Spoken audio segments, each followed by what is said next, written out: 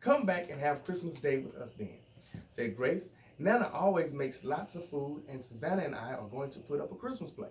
Then I'd love to join you if that's all right with you, said Mama and Nana. Grace was thrilled. They were going to have a real live ballerina with them on Christmas Day. After church and before dinner, there was a proper Christmas play in Grace's apartment. Savannah was Mary and Grace was Joseph. Anita was an angel and Ma and Nana were shepherds. Nana doubled up as an innkeeper, saying, "No room." "Your Nana would never say that," Savannah whispered to Grace. "She let everyone in." "It's much more fun with lots of people," said Grace. When Anita, Ma, and Nana changed costumes and became wise men, while Grace and Savannah stayed in the stable with Papa. He kept wanting to get in the manger with the baby doll because Grace had lined it up with straw, and Rosalie was an audience for one. She clapped and cheered them on. Look at that. What scene does that remind you of? What's that scene? With the baby Jesus? What's it called? The nativity scene. Yeah. Then she asked if she could dance for them. "I brought my pointed shoes," she said, and there, right in Grace's room, wearing clothes from the dress-up box, a proper ballerina danced a solo for them all. "Did you have a good day?" asked asked Nana. When all the celebrations were over and Rosalie had gone, "It was the best Christmas ever," said Grace. "Can they all come again next year?" All right. That's the end of that. That was Grace at Christmas. Yeah, you can clap it up with that. Now, I want to say this, because you all second grade, right? Yes.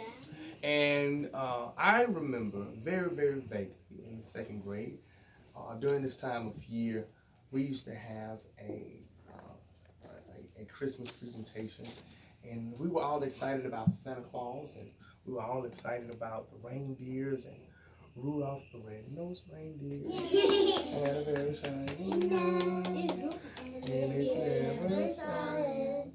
You would even say it was right. So all of that was like so exciting, and we would bring cookies and brownies, and we would have just a lot of fun. But our teacher often, cookies and milk. I still eat and drink that now, and I'm grown. But amongst all of that, the main reason for the season is we celebrate the birth of Jesus. And the birth of Jesus is the most important gift that God gave to us. And that's why we have such a celebratory time when we talk about gifts. Because the greatest gift that was given to us all was the gift of life through the Son and the birth of Jesus. Now, Mary and Joseph were two teenagers that gave birth to a son. They didn't have any money. And they had to go to what was called a hotel back then in Bethlehem, and it was all filled up. So they had to find the nearest shelter, and it was cold and snowing, and they had to find a manger to have Jesus in. And isn't it ironic that when it's cold, that's the time when you really want to find some heat, right? So imagine being outside, and imagine giving birth to a baby. I know y'all don't want to imagine that, but imagine how Mary felt at that time. So the conditions, as I grew older, the conditions of that played in my mind, and I was thinking to myself, wow, you would think that if that was the Son of God, that he would be born in a magical castle or something grandeur, right? Mm-hmm. But I think along the way, and I'm not sure, and I'm not a priest, a preacher, or a pastor, but I would be compelled to think that God made the example of Jesus being born in a poor condition and being birthed to two young parents can then make us realize how precious life is. And the true gift of it all is the gift of life, right?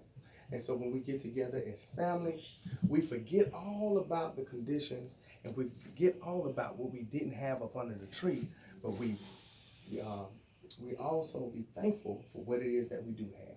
And if you have your parents, if you have your brothers and sisters, if you're blessed enough to go to a great school like St.Peter, Claver, and then you can share and get cookies and treats and things of that nature, then for that moment, you should always be thankful for what it is that you do have and not regretting something that you don't have, okay? So I know as children, as second graders, 7th and 8-year-olds, you're all excited about Santa Claus. But always keep in mind that the greatest gift that was given to us all was the birth of Jesus. And that God sacrificed his son so that we may have life. And that's the Merry Christmas story. Yes, ma'am.